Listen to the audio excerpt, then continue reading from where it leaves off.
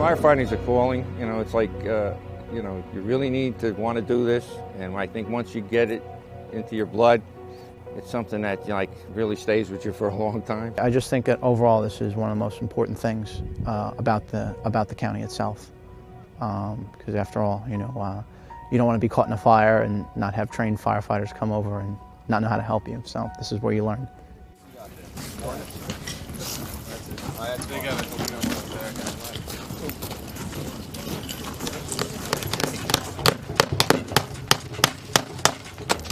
Students to have the feel of the real roof. You want to make sure your chain's tight. You want to make sure your teeth are there.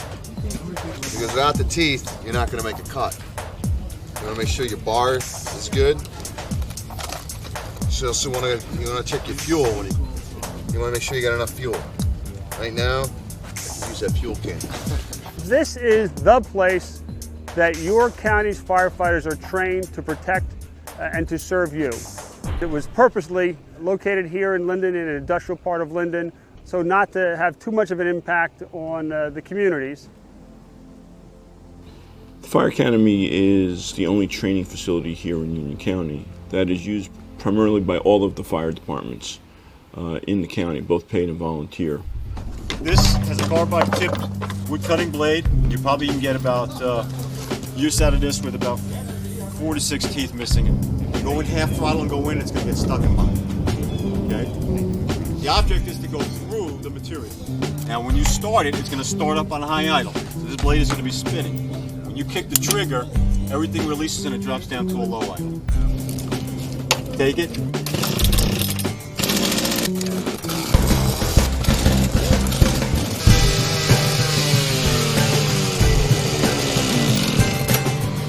Fire Academy will basically run people from knowing very little about firefighting to the time that we're here today with the live burning, and being able to compile all the information that they've gathered from the beginning right through the process of Fire 1 into our Fire 2, which we have now, and be able to function outside in the department.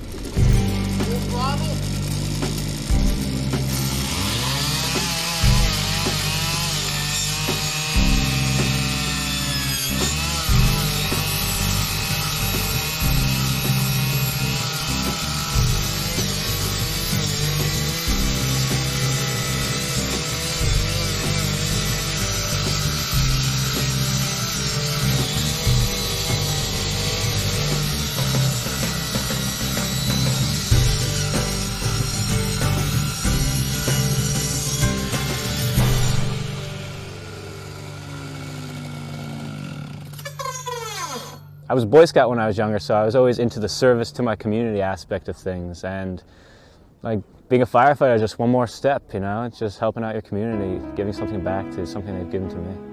I decided to become a firefighter because I like helping out the community, and after 9/11, you know, that kind of pushed me a little harder.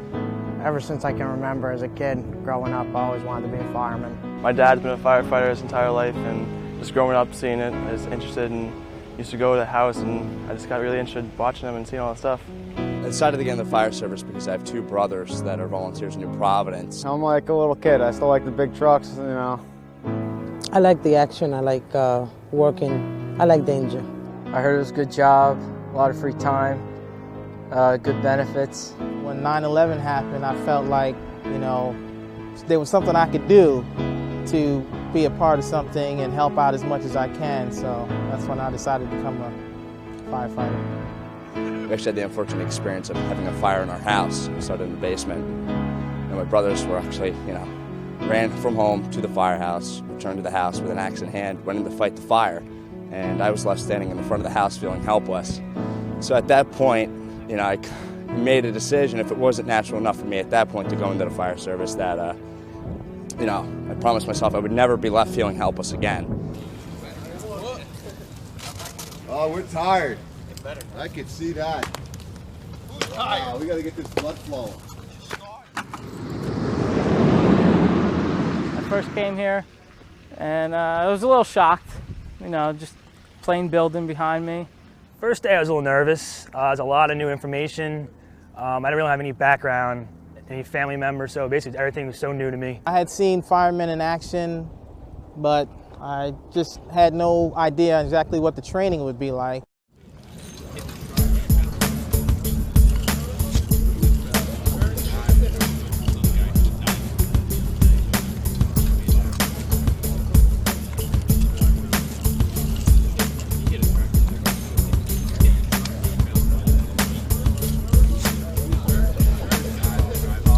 All right, 7 and 19, Maze trailer. You're going to be near door number 2. Did you get that? Yep. Thank you. Mike, I'm going to ropes now. Two from that team are going to go through that door. 2 from this team are going to go through this door, and then the other 2 are going to go through. Get up here on your knees on the deck right here. 1, 2, 3.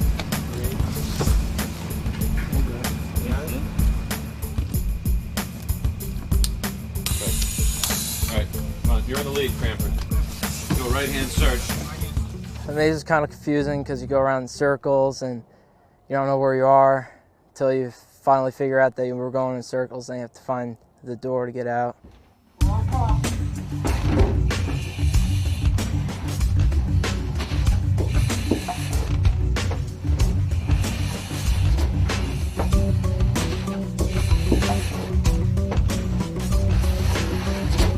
A lot of little weird holes and whatnot, and you're tripping over people because they send 2 people in, or 4 people in, 2 from each end. So you tend to run into the other people halfway through and they think you're their partner. It's confusing.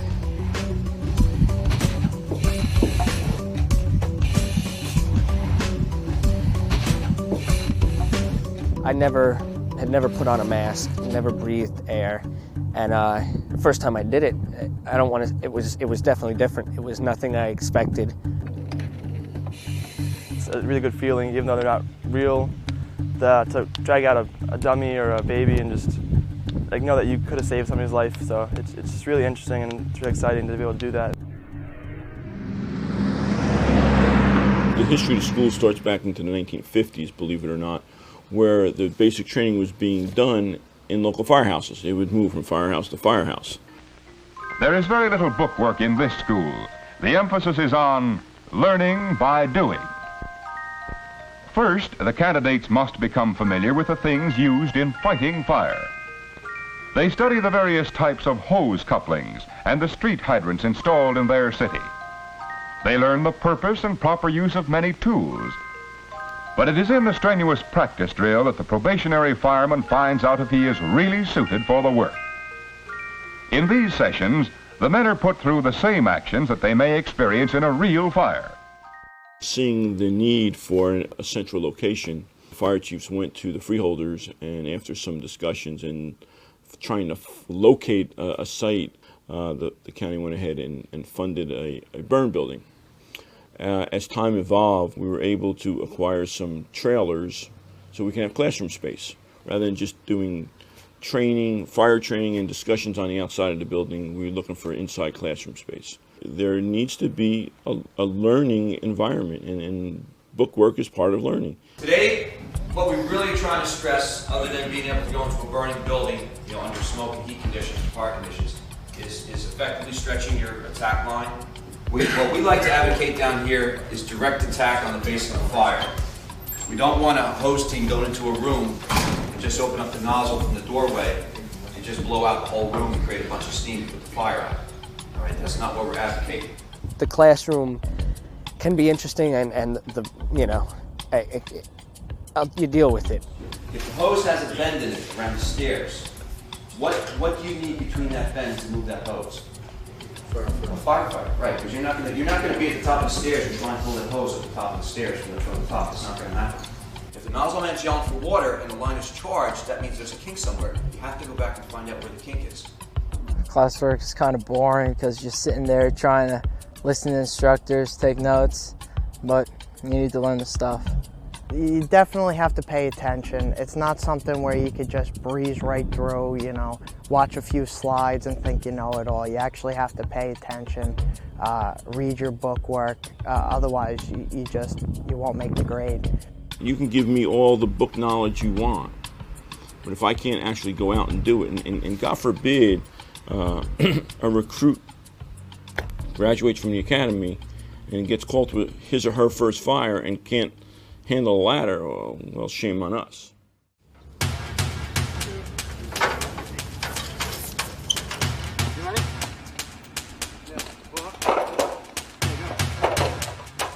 Wind direction. You don't want smoke going in your face.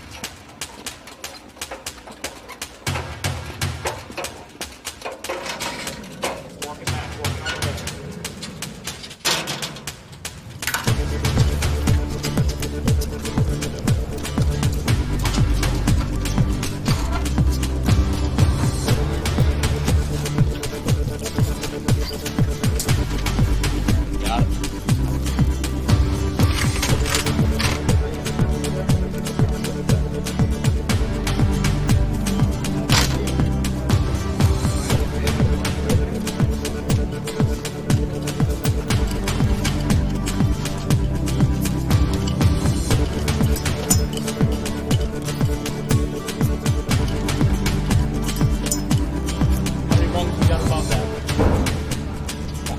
We got 5, we're good on that.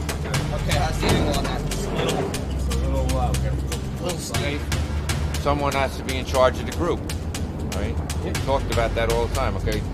This young man was in charge of the group, so he should be just telling him how to tie it off. And he's doing it, it's done. The one thing I found a little challenging was the ladders. I had never had a problem with height, but I usually wasn't up on height for an extended period of time. I'm not as nervous as I thought I would be. I mean, especially with climbing ladders and stuff. You know, a lot of people are afraid of heights, whether they want to admit it or not, but nah, none of it really bothers me. I really surprised myself. I'm really proud of myself, to be honest with you.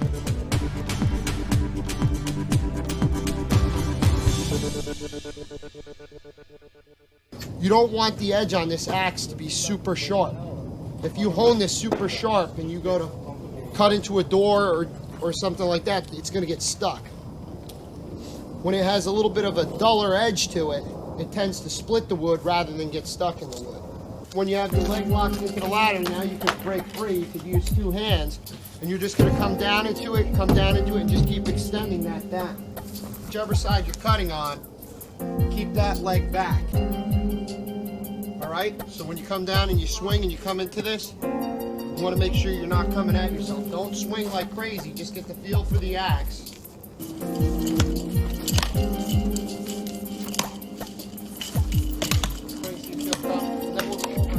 Work smart, not hard.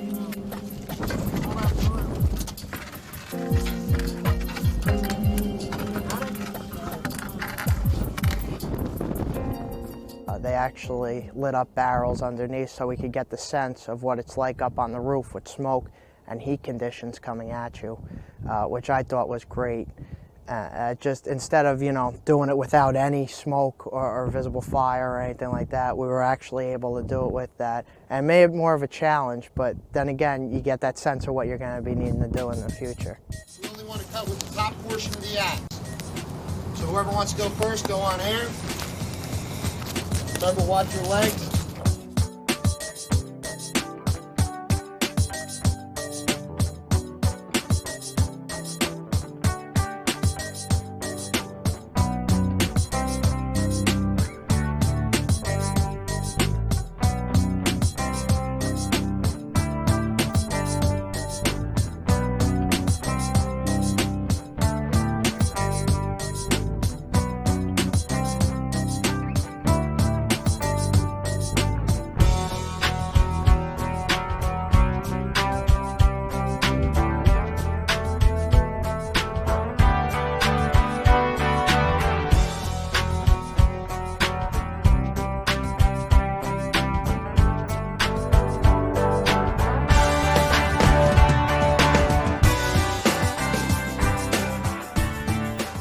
if there was a ceiling under this and we didn't get decent smoke at this point, you don't want to use the hook end of the tool because you're liable to get hung up in PX cables, a drop ceiling. You don't know what's underneath here.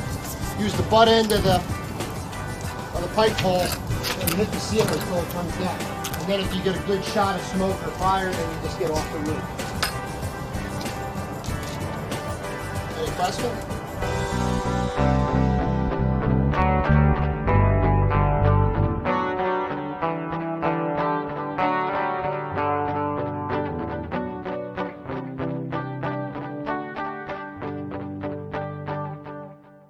Okay, what we're going to be simulating in here is that in a fire situation, you're inside the building, you're disoriented, you stumbled across the hose.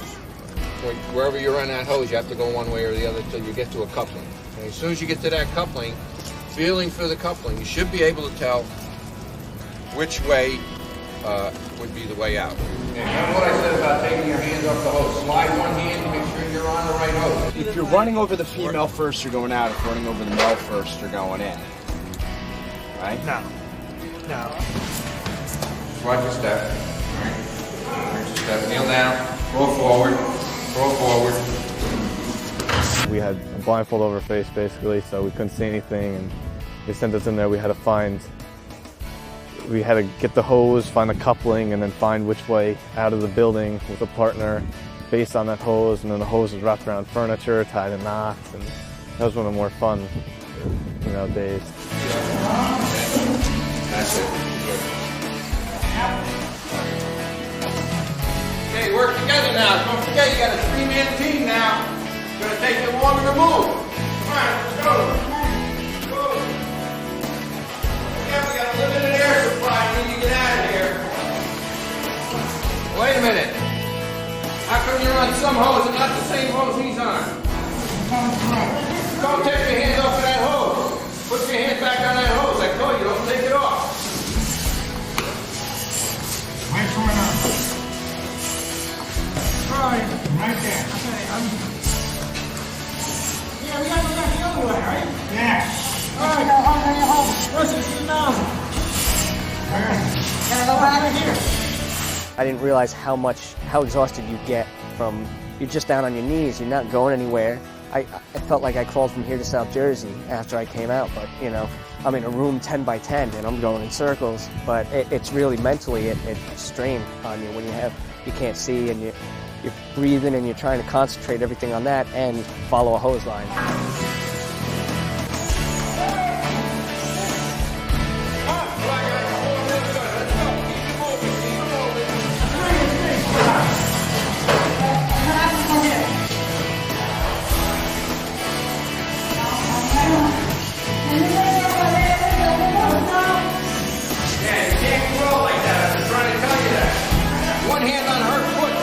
Doesn't help you. If she loses the hose, how are you going to know where you're at? That's it. Keep moving. Keep moving. That's it. Now you got it. Now you got it. Slide them hands on the hose. Slide them. Don't pick them up like that. Slide it. Right, Steve.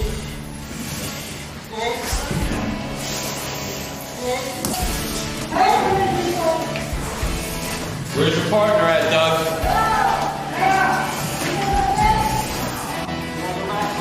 You better go back and look for him because he's not with you.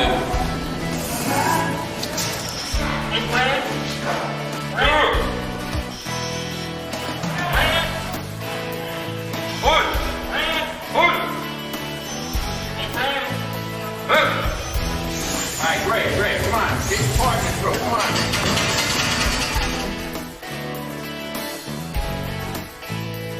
You got to make sure you've got a couple of months of free time and 30 classes, I believe, 3 nights a week, and then you've got Saturdays, every Saturday for 11 or 12 weeks in a row, with a couple of weekends being both Saturday and Sunday for live burns. So you better be in good standing with your wife and your kids and hope they remember what you look like at the end of it and let you back in the house.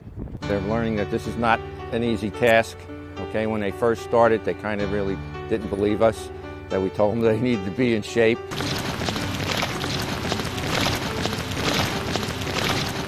I knew the academy would be hard. I had no idea it would be like this. Great quarter. In about 5 minutes, I want you packed up and ready for a new assignment. It definitely wasn't what I expected. I figured you'd just come in here and learn the basic stuff and that was it. But it just gives you so much more and a sense of what the fire service is pretty much all about and the physical demand that's going to be needed of you to actually do the job. Pumping hose all the way up to the 3rd floor and putting the fire out's a big job.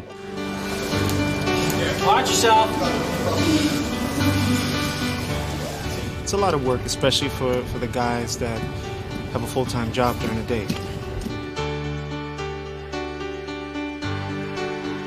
It's not easy, you know, doing this job. It's a very tough job.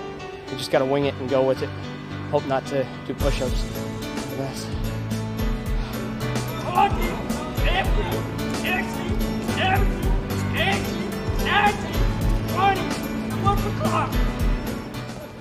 It's a lot for the students to go through.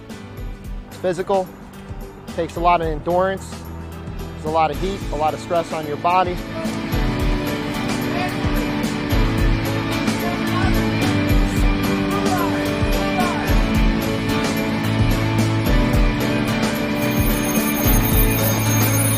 It's rough, stuff kept through handling, so.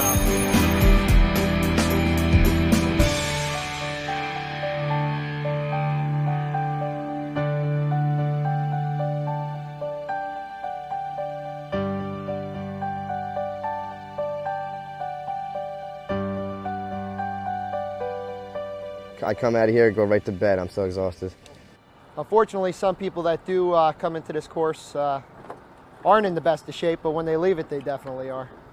6, 7, 8, 9, 10, 11, 12, 13, 14, 15, 16, 17, 18, 19, 20.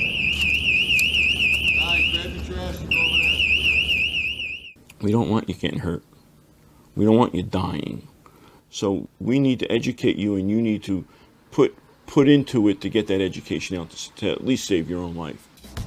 Now I hold on to my the rail. I just low. Every time I step down, I am holding him up. And all I gotta do is slide him. I'm not holding any his weight. I'm using the ladder to help me. Go! How to rope walk. Am I gonna bring that bag up?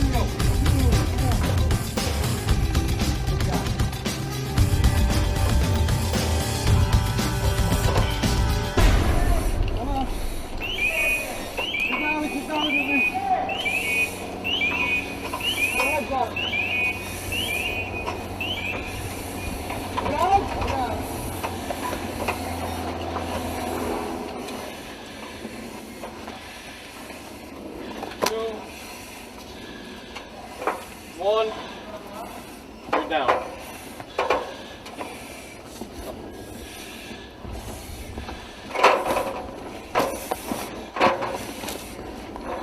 Hey, where should we enter? From the front door or the back door? Hey, always talk. You gotta always talk. You think immediately the toughest part of it would be is to actually extinguish the fire, to find the fire. But it's everything that takes preparation to get you in there. Which one? The ladder's over here, so we're saying wind direction is what way? Left or right. Okay. That's the way we're happening to be working. So, that being the case, where do you want to start your cut? This way? Well, I'm sorry, this way. Coming down, make your cut here, right? And then your last cut is down the inside. You do have a lot of smoke in the area, okay? That saw could choke off on you. Lack of air going into the filter could cut it off and it not operate. So that brings you to plan B, which is why? The axe always starts. I like a lot of interaction with the class. I don't like to just stand there and talk and have people listen to me and, you know, get bored. I like to pull information out of people and go back and forth.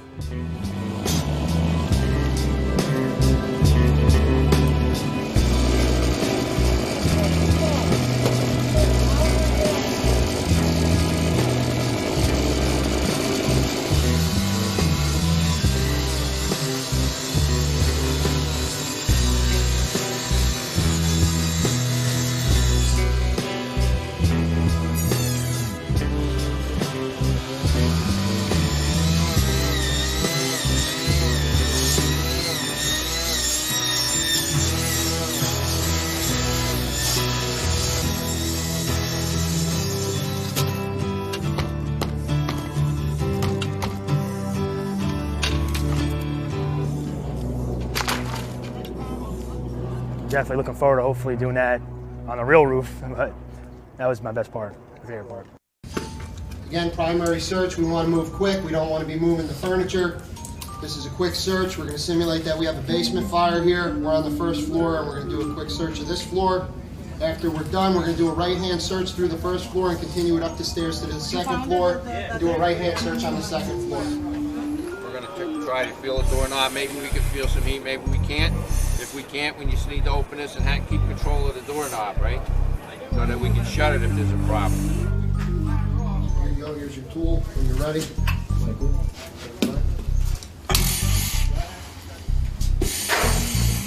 Again, we're going to check the door before we enter, right? Be in control of the door before we enter the room. I like search and rescue. That's my thing. And if I had a choice on doing anything, search and rescue.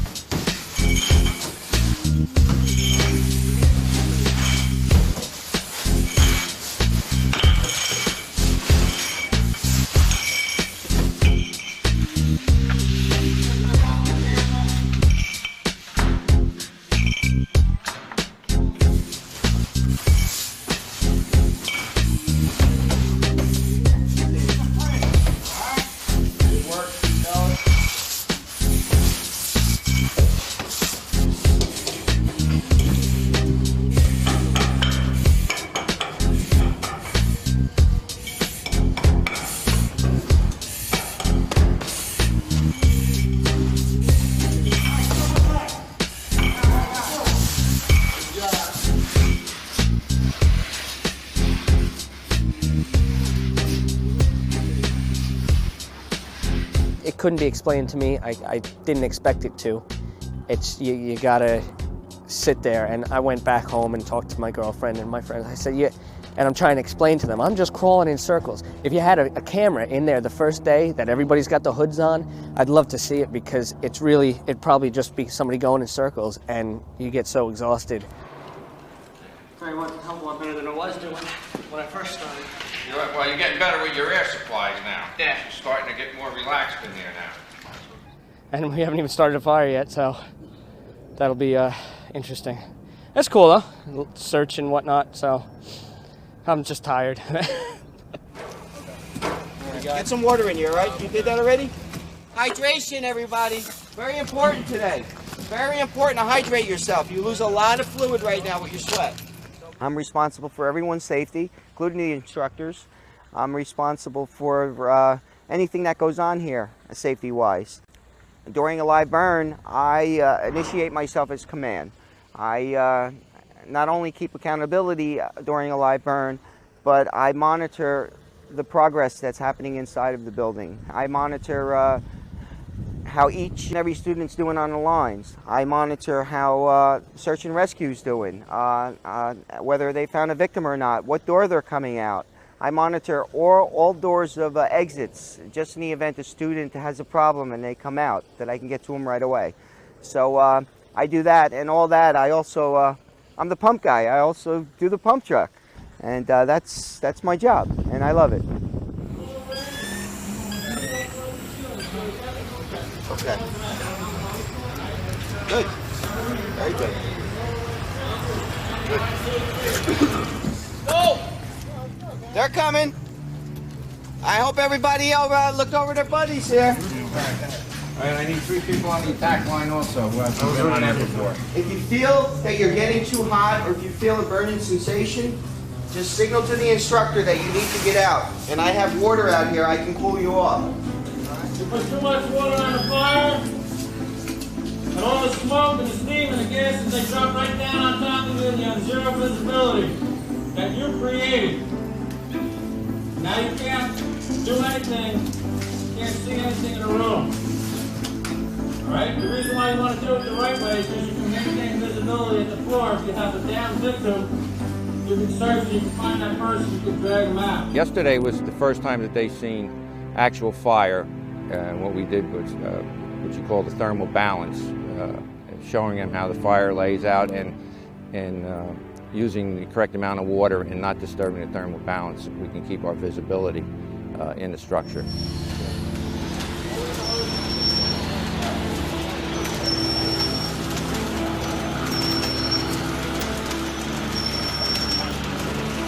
The first day we did a thermal balance, which they lit up a huge fire, and we had to just sit there right in front of it, like a foot, 2 in front of it, and just watch it. So it's really cool. It's like nothing like you've ever seen. It's a huge blaze right in front of your face. It's so interesting.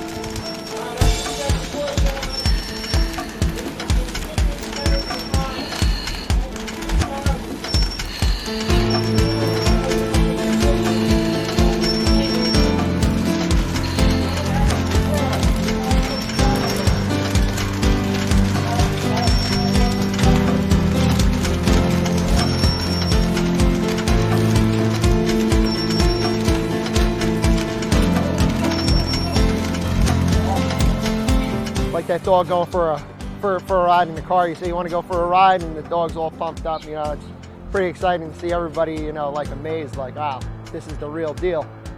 You know, and then once that wears off after the first 1 or 2, everybody goes in there and does their job, and that's the part that's satisfying when they finally do know what they need to do, get in there and put the fire out.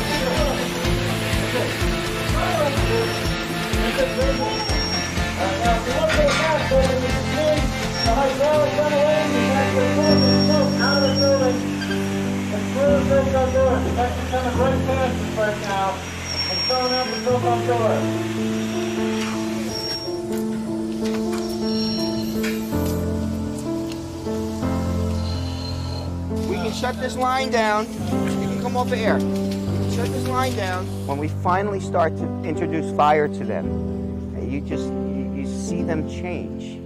It's amazing to see how they develop from the first stage that I've worked with them to the end stage. Wasn't bad. It was nice. Yeah, a little hot, but it was good. Tired. Things don't always go according to plan. Instructors are, oh, what's the word I'm looking for? Hi, Mom. They're characters. Instructors here are very helpful. They're really nice, and they know what they're doing here. And I feel really confident in them teaching us. I mean, I'm learning a great deal. I really am. I enjoy working with the students, and kind of keeps me in the game and keeps me on my toes. So, you know, I think it's a two-way street.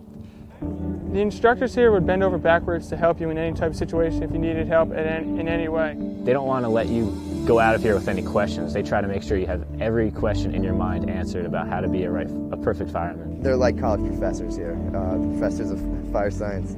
They're all very good firefighters, excellent instructors, and really put a lot of themselves into the program. More than just the textbook comes out from these men. One of the things that I enjoy the most is when I see students that have gone through and have run across situations that I've said to them that they may run into, and we've talked about and you know, about way to handle it. They said that, yeah, it did work that way, and this is what we did, or this is what I did to take care of that situation. Each one of them adds a little piece to your education. Everybody finds one more detail to give to you, to learn. They're Union County's best, and we're pleased to have them, and I think they do an outstanding job.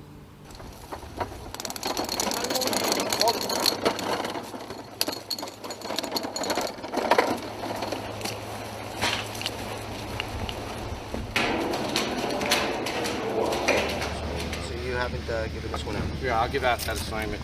That's going to be cool here now. We'll have 2 lighters and safety inside. Okay.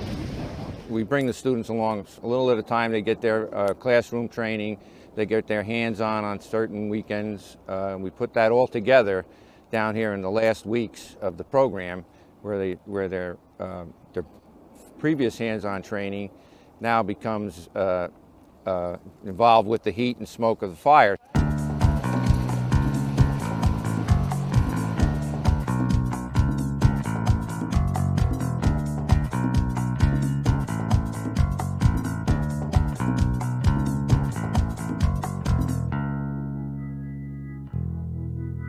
It's going to be a great day.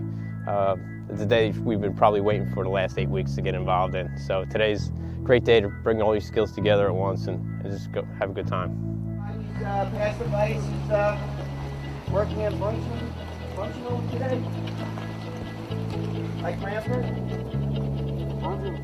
What we have here is we simulate house fires. This building has been constructed in many ways to represent different types of housing. They'll be coming in here and working this room, attacking the fire in this area. Okay, we will also have a search team in here working. An instructor with each crew, plus 2 instructors inside the building that will be lighting and also working as a safety. So what you see here will be our first burn. No problem.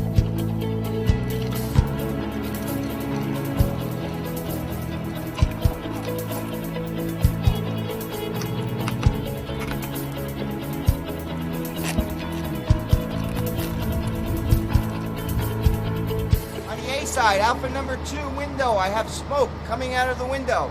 I ordered an attack line, 1 3/4 taken off of engine 3. Ordered another line to follow them in. 911 reports, multiple victims stuck in the structure, unknown where in the structure. Stand by for further instructions.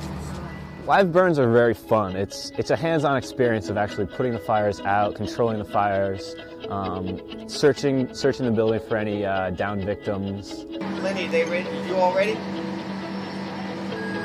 Okay. The benefit for the live burns is to have them see an actual scenario, what it's like to go into a burning situation.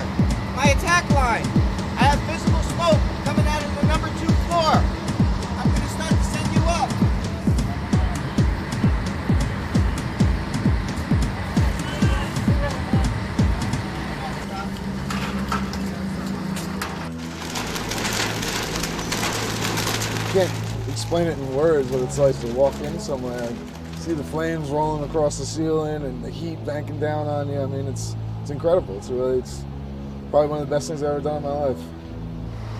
Now I'm seeing visible fire on the other side of the structure, on the Bravo side. I'm also getting fire up there on the 3rd floor. Okay, go.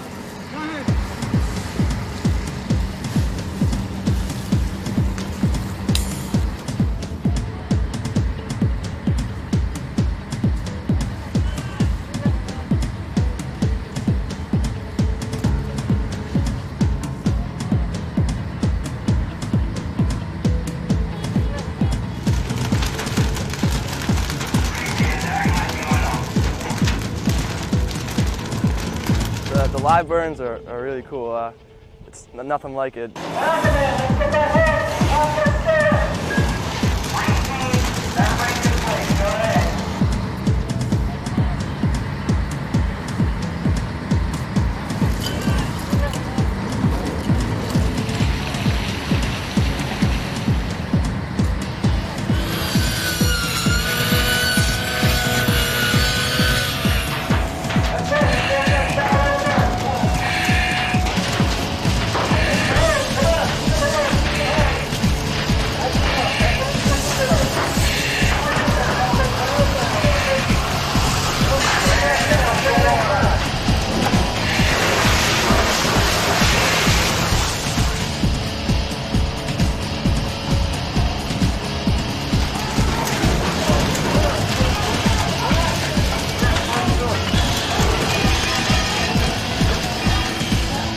A different world in there, and it's really something I'm not used to. Toughest part is holding it together in there.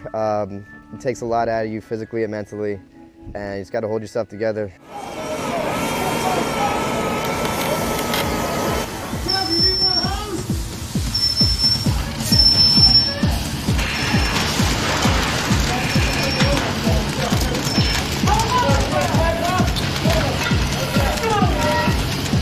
Anybody that tells you that from instructor level to any type of firefighter that they don't have any fear is crazy, because you do have fear. I have fear every time I go into a building, or any job that I do. It's the fact that you push it to the back of your mind and you do what you're trained to do.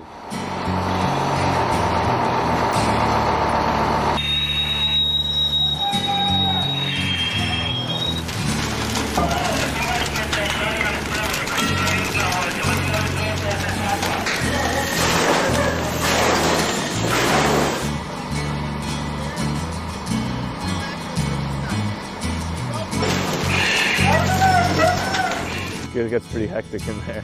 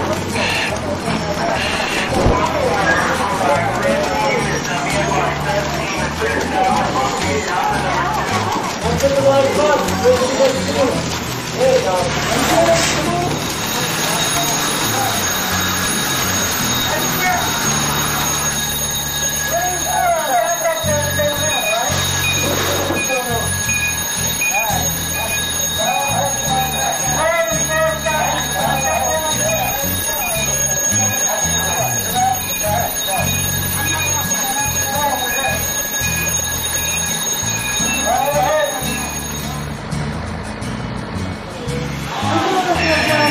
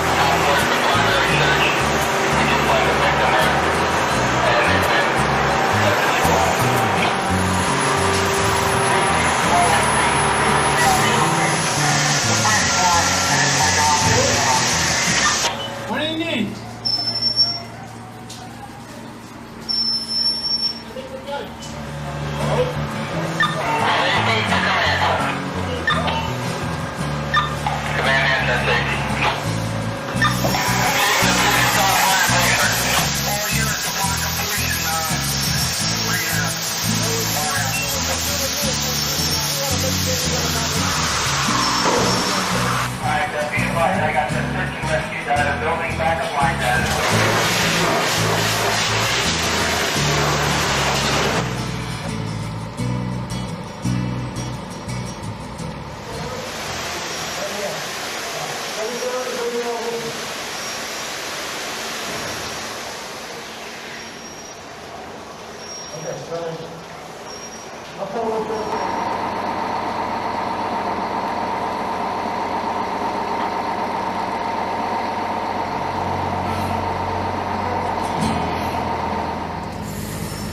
Where you guys at? Round two.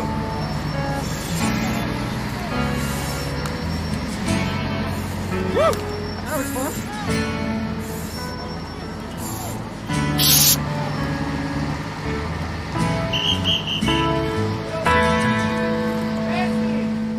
When a student comes here and they go through all the textbooks and they do all the practicals, it's not the same as looking in their eyes when they get to fight real fire. We all have to leave. Good job, guys. Yeah, we just, what happened was with our point of egress, we went to the quickest one, which is down the stairs on the far side, and he wanted us to follow the hose out. So one of us exited from there, which was like, hey, there's the exit, let's go that way. So you guys passing, I went up, got the nozzle, went to the second floor. Right. Went into the room, put out the fire in this far room. Right. On the B side. Then I started going back up. They were like, where the hell is your team? They left. Get the hell out of here. Yeah, if one person goes out of air, we all gotta leave. Really? Yeah, you're not supposed to stay in there. I didn't know. That's cool. Well, That's why we're here. Live burns is just one more thing that I can put under my belt. Say, I know how to do this, and I can provide that for my community. The experience of being in there, you learn a lot about yourself, what you can and can't do, and how you react in certain situations. And you don't know until you do it. And the time to do it is not in somebody's house. You know, it's in the middle of a fuel field in Linden. You just see it in them. They're so excited. They work so well, and you can see how hard they work. And they all work as a team, and they all develop into every piece of us that have been training them for 2.5 months. And that's it. It's nothing. I don't have the words for it. It's just fabulous.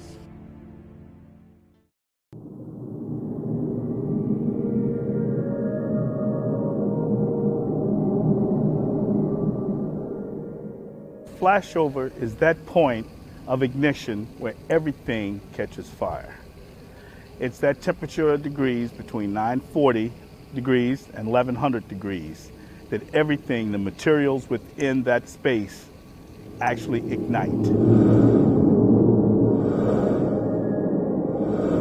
The reason for the flashover trailer is to instill into the firefighter to identify certain aspects that occur. Putting the foil around the helmet so it won't melt down, disintegrate, then to go in the flashover chamber. Excited. If they can understand the environment and how often it changes and which way it's going, they can leave the area, they can find refuge, and they can survive a flashover. And in the past, you know, like I say, there really was no way to educate anybody on it unless you were in it, in a fire. And by then it's too late. So what we're doing is we're just trying to educate so we can stay safe.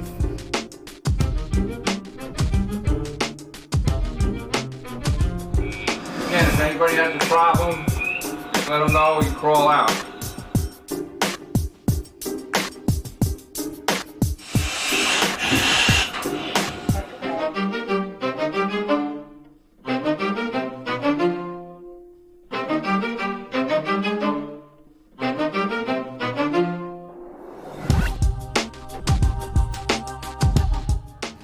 You will have intense heat when you initially enter into the burned area.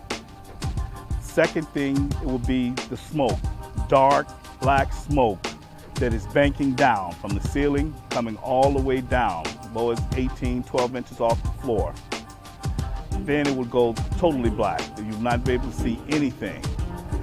You will then see an orange glow that appears. And that orange glow has been the flashover that has occurred where it's burning everything, the combustibles, the fuels, the solvents, the vapors. Everything's ignited and it's just burning over your head.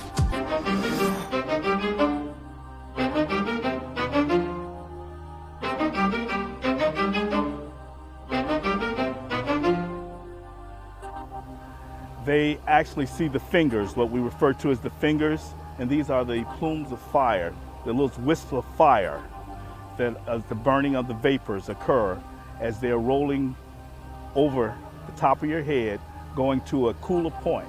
It's a breathing, living thing looking for the coolest point.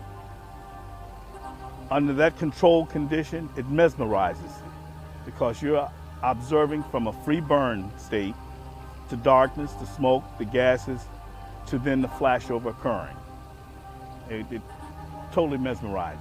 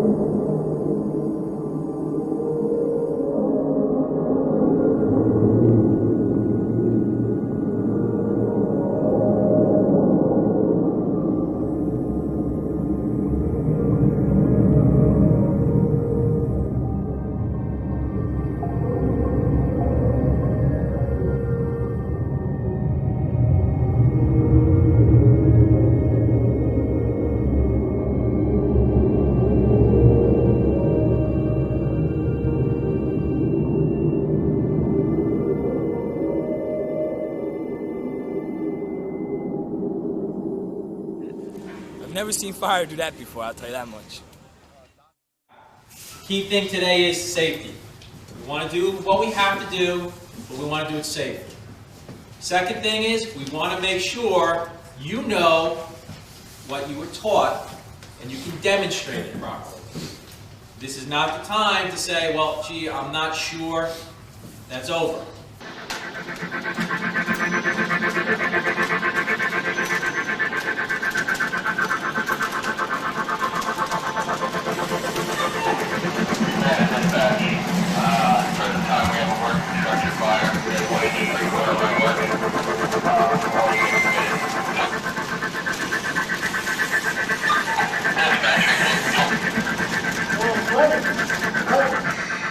The first couple practicals we did, where the instructors were right with us, you know, giving us a hand. But now we're pretty much on our own, and we actually get to see the fire, and this is what it's all about.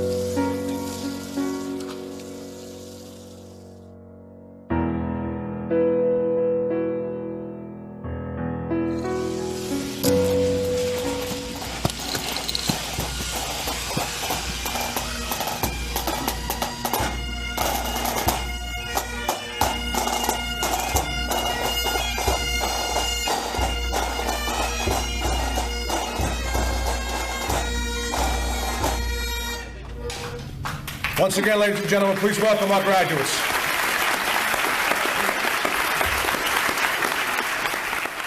The United States Fire Service is called to task 25 to 30 million times a year. Of that, 2 million of them are fires. We don't ask what color is your skin, how much money do you make, who's in your family. We go and we do it well. That's why they keep calling us. What drives us to do this work? Well, it's not work, it's a calling. Ask any one of these young gentlemen in the front and they'll tell you that.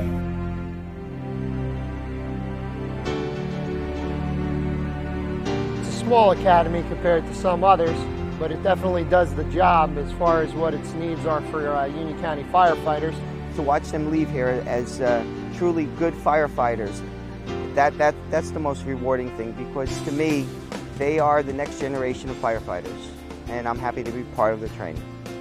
My experience has been awesome. I enjoyed every minute of it. It's one of those things that I'll never regret that I did. And, you know, it's just glad to be a part of it. It's been a great experience, you know. I definitely, you know, if I weren't a fireman or trying to become a fireman, would have a whole new respect for firemen. I'm very happy with what I learned, and I think I can serve my community very well. It's just another resource to learn. Do we have all the answers? No, we certainly do not. But you know what? It's a great starting point.